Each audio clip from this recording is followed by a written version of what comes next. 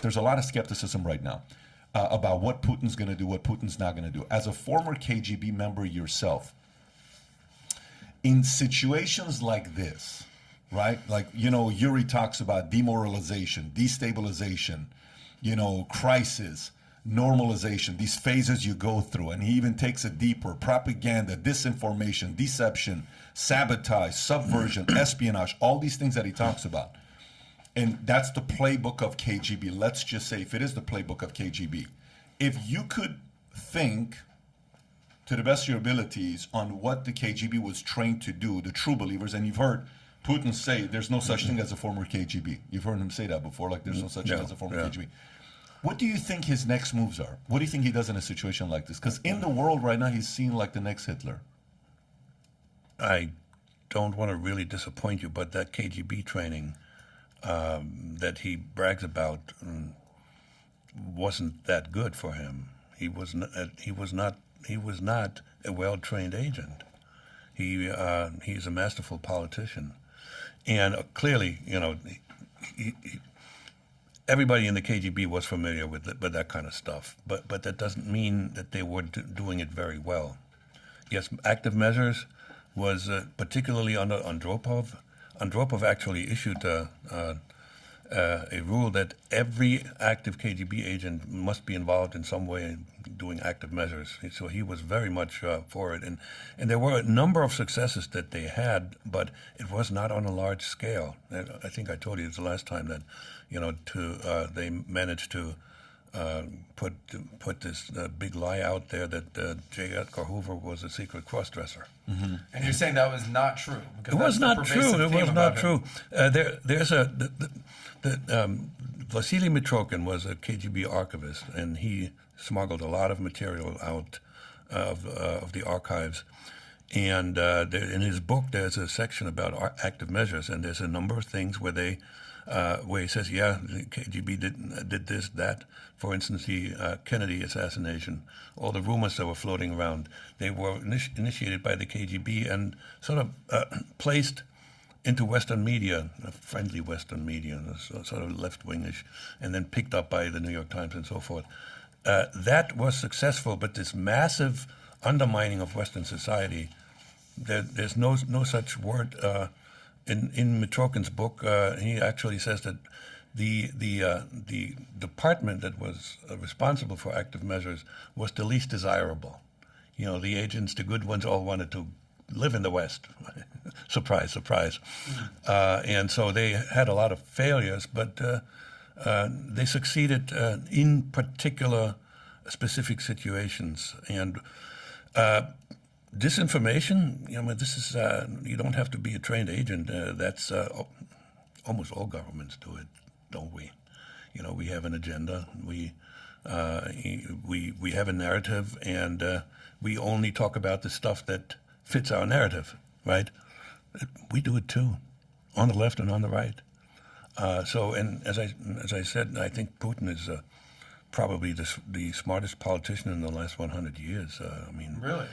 Think about it. He maintained power for 20 plus years in a country where the standard of living has not really improved. Mm-hmm. That means he's a phenomenal manipulator of his own people.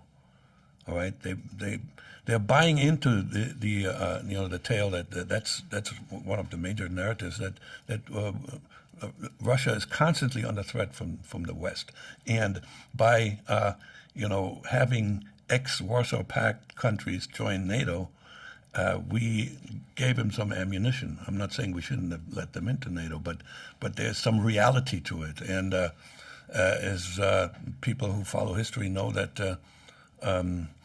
Russia has historically always been under attack since its foundation from everywhere, and so in the Russian national genetic makeup, there is a desire for a strong person, strong leader.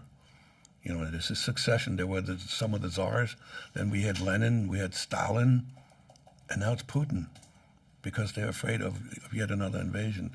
That fear, in my view, is unjustified, but how do you get this out of the most primitive part of your brain? Fear. Now, Jack, do you consider yourself German, Russian, American, all of above, just American now? Where do you classify yourself right now? So there's one answer I give to this. Today I'm legally, intellectually, and emotionally an American, period, with German roots. But I wouldn't even use the hyphenation because there's a difference between me and my wife. She is also has American citizenship, but she's originally from Jamaica. When she says we, she means Jamaica. When I say we, I mean the United States, and us and them is the Germans. Can you even go back to Germany Oh yeah, or Russia? I have. Russia, no. You cannot go to Russia. No. Not even close. No. Germany, yes, though. Germany, I've traveled in Western Europe, in several countries. I also was in Poland.